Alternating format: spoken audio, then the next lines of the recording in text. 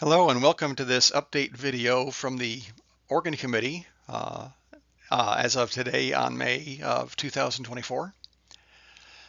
Since we were formed back in the fall, we've been studying hard, learning lots of new vocabulary. We'd like to let you know what we've done, where we stand currently, and what kinds of things are upcoming in the near future. So to start with, here's our organ. Complete with its accessories of the two rear view mirrors, one on the right, one on the left. Somewhat whimsical, but quite necessary, as we'll talk about in a few minutes.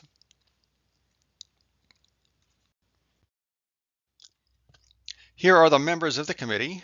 I'm Greg Miller, one of the co-chairs, along with Max Thigpen. You also see down at the bottom the email address that we've got set up for communications with the congregation from within the committee and with outside organ vendors. So if you have thoughts, ideas, questions, concerns, please send us a note at that email address and we'll be looking for those.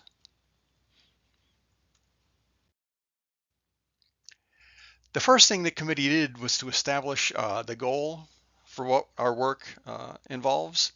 And that is to look at the options for either modifying or replacing our current organ so it better supports congregational singing, accompanying the choir, and playing the traditional classical organ literature.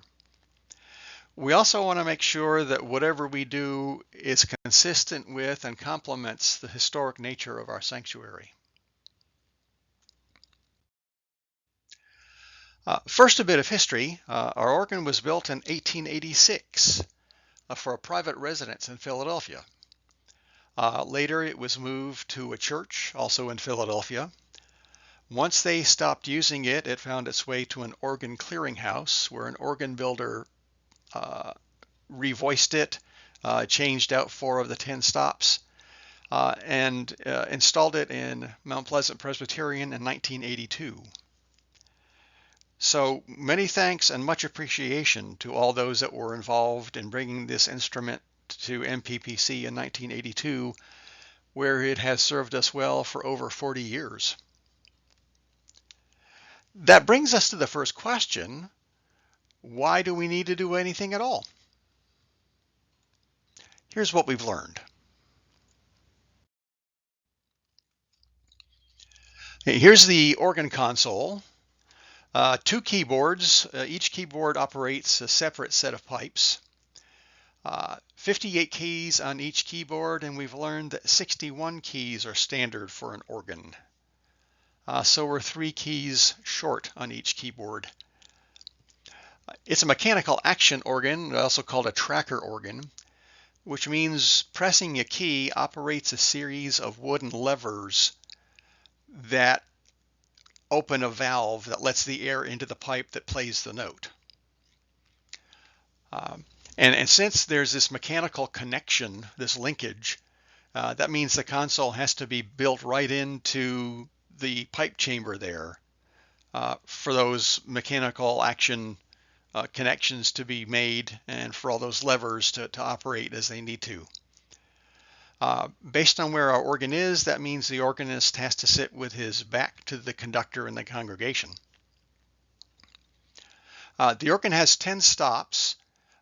You'll see on the right side and the left side as well, these 5 white knobs called draw knobs.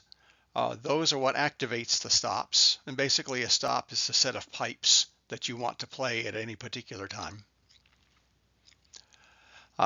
And then across the bottom of the floor here, you can see our pedal board.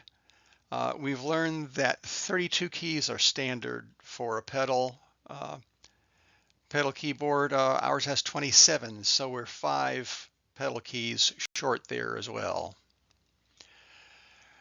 So in learning more about the organ, we've identified 5 areas of concern for our current organ. We don't have a lot of variety in our voices. Of the 10 stops that we have, 8 of them consist of 7 flutes and a trumpet, which is not a lot of variety in the orchestra, so to speak. No French horn or tubas, no strings. And here's a quote from one of our substitute organists, Lee Kohlenberg. He's substituted with us for the past few years. And he says that this instrument really does well for Baroque or softer pieces, but not much else. Again, we've got a limited range since we're missing keys off each keyboard and the pedal board. And based on the 10 stops and the 7 flutes and a trumpet, we don't have a large enough sound for a full church on Christmas and Easter to support the congregational singing. In looking through some files, Alex came across a folder on organ discussion and memos and conversations and proposals. And this quote comes from Dr. Voigt from March of 1999. Indicating that he didn't think the current instrument was strong enough for the current church, much less the expanded sanctuary. And apparently there were some expansions being planned at the time. And then Mac talked with Jason, our organist, up until a couple of years ago, and Jason's comment was the volume's either too loud or too soft, then it's hard to find a happy medium. And I think I have an idea of what Jason's getting at. We'll talk about that in just a second. Continuing the concerns, our tracker organ is difficult to play. The keys have a hard touch since you're operating these levers that open the valve. And the more stops you have, the more valves you're trying to open, the more pressure is required to push down the keys. There's also something called a combination action. Some organs have this feature where you can change multiple stops all at the same time by pushing one button. Our organ does not have that feature. So rather than having a pause in the middle of the piece of music while the organist changes the stops around to go from loud to soft or soft to loud, the organist tries to find this middle ground that Jason was talking about, so you can keep one setting all the way through the piece. Now in the softer sections it's probably too loud, and for the louder sections it's probably too soft. And I think that's what Jason's comment was. We also have a recent quote from Alex, a very rugged individual, who after playing for an hour has to take a break because it hurts. Again, we've mentioned the console being fixed there with the pipe chamber, and that's where it has to be because of this physical linkage to the valves, which again puts the organist with his back to the conductor and the congregation. So he has to use those rear view mirrors to try to keep track of what the conductor is indicating. And we've found that these limitations really cut down the number of people interested in playing our organ. Some of us on the organ committee last year were also on the search committee for a new organist. And we're delighted that we found Alex. But it was curious at the time that of all the substitute organists we've had in the few years since Jason left, not one of them applied for the permanent position. Now there's one other thing that we have to keep in mind here. And here's this picture to illustrate this for three things. One, it's getting awfully crowded up there. As the choir is growing, the space is getting tighter and tighter. Second thing is this particular piece, Tony assures me, did have an organist. I don't see him back there. I think he may have been sitting there behind Harry and Andy, trying to watch Tony through the rear view mirror on the right. He had to use that one because Mac was blocking the one on the left. Having tall singers block the view of the organist is a weekly issue that we have to deal with. For that matter, you might notice that the taller singers here are on to the outside. So you have this little valley, this U-shaped pattern right here in the middle to create a space for the organist to be able to see. The last thing I mentioned is this guy at the back left. That's me. I'm trying to see Tony looking around Mike Walsh and Mike Dacey, two very tall gentlemen. Typically with a choir this size, it's pretty common for them to have risers for everyone to be up on so everyone has good sight lines. We don't have that option because if you raise people up so they can see better, you're going to block both of those mirrors and the organist won't be able to see at all. So how well we use the space is a current issue as well. So what kind of options do we have here? Well, we've looked at modifying our current organ. The console looks like it's got room for a few more draw knobs for some additional stops. That would require additional pipes and take up more space. It would also somewhat improve the variety and the volume that we have for the voices in the organ, but it would not address the other areas of concern that we have in terms of being hard to play and having a fixed console. Also in our organ folder, we found a proposal from the Andover Organ Company. That's the company that revoiced and installed the organ originally in 1982 to do exactly this kind of expansion. Back then, the price quote was at $256,000. So to get a very rough estimate of what that would be in today's dollars, if you assume 3% annual inflation, that would be about $536,000 today. That's a lot of money to spend on something that moderately improves two of our areas of concern, but does not do anything to address the other three. We also found a proposal to replace our current organ with a new pipe organ. Again, requiring more space since it's got more pipes. We got a proposal in 2013 for $764,000 to do that. And again, estimating what it would be in today's dollars, that would be over $1 million today. Higher maintenance costs because we've got more pipes to keep in tune. So the committee is not excited about either of those options. So what other choice do we have? Then we learned about a digital organ, where pressing a key plays a high definition recording of an organ pipe. So you get the sound of a pipe organ rather than something that is synthesized or electronic sounding. It uses up less space. It's a smaller footprint than what our current organ uses, so we can expand the room for the choir. The console can be positioned anywhere we'd like, so that allows us to put the choir up on risers so we can see. It gives us a great deal of flexibility in getting the look and sound that we're looking for. Since we are playing recordings, it does require speakers in multiple locations in the sanctuary. They can be very well camouflaged, and we'll see examples of that coming up in just a second. It turns out this appears to be the least expensive option. Hibben United Methodist installed one for $372,000 back in 2017. Again, accounting for that assumed inflation number, that's about $457,000 today. And St. Clair of Assisi Catholic Church on Daniel Island put one in last year for $400,000. It involves less maintenance since there aren't any pipes to tune. And it's the approach that the organ committee recommends, and we're really excited about that.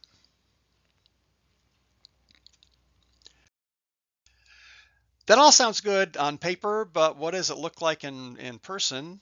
We took a field trip over to Hibben United Methodist. Here's their console on the left. Remember seeing on our organ we had 5 draw knobs on the left and 5 on the right, total of 10.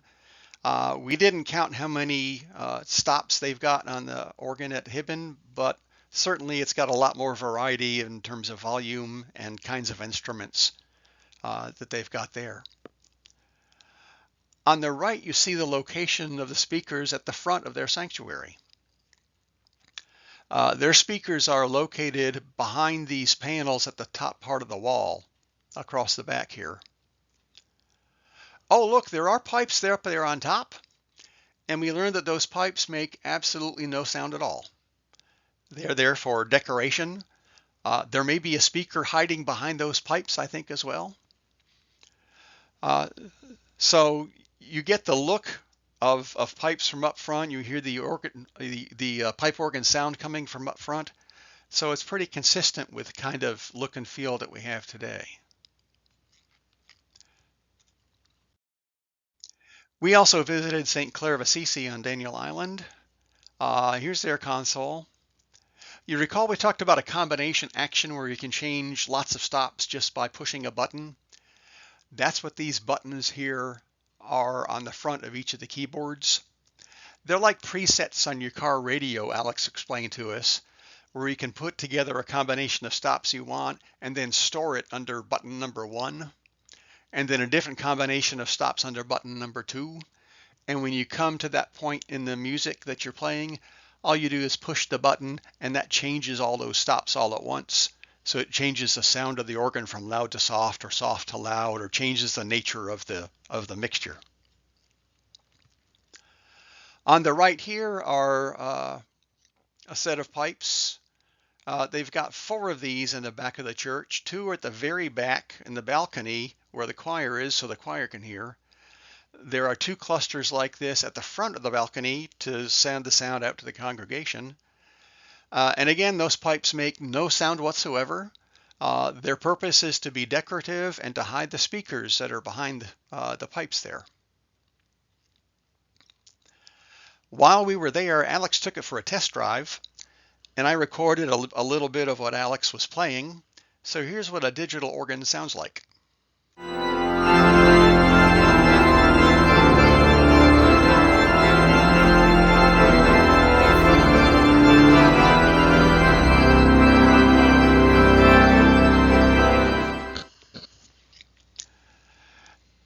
That was a little clip from a piece called the Vidor Toccata. Some of you may be familiar with it. It is very frequently used as the postlude for an Easter Sunday service. It's also very popular as a recessional during weddings. And it is a piece of music that, as written, cannot be played on our organ since we don't have enough keys and the right stops to do that with.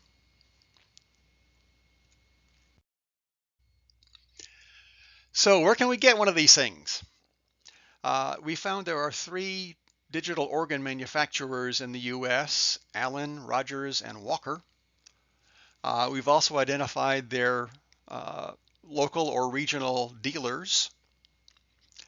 So these are the folks that we can contact to look into this detail further about digital organ and what that might mean for our congregation.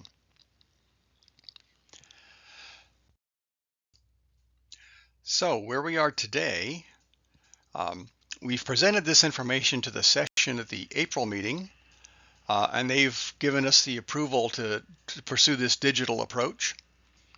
And we've requested proposals from the 4 companies that we've indicated there earlier.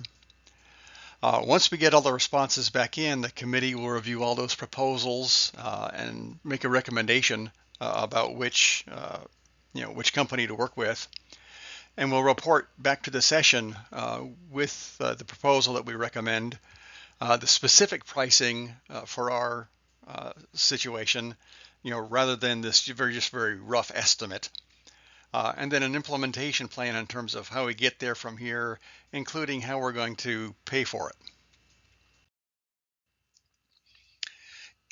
In the middle of all the nuts and bolts and organ technology terminology that we deal with, I find it's good to remind myself that this project is something that we'll be looking at for maybe another 40 years. So this is a once in a generation kind of decision. So this is indeed for decades to come, to the glory of God. If you have questions or comments or any feedback you'd like to give to us, we'd love to hear from you. Again, there's our email address, mppcorgan@gmail.com. We monitor that on a daily basis and look forward to hearing from you. Thanks for watching.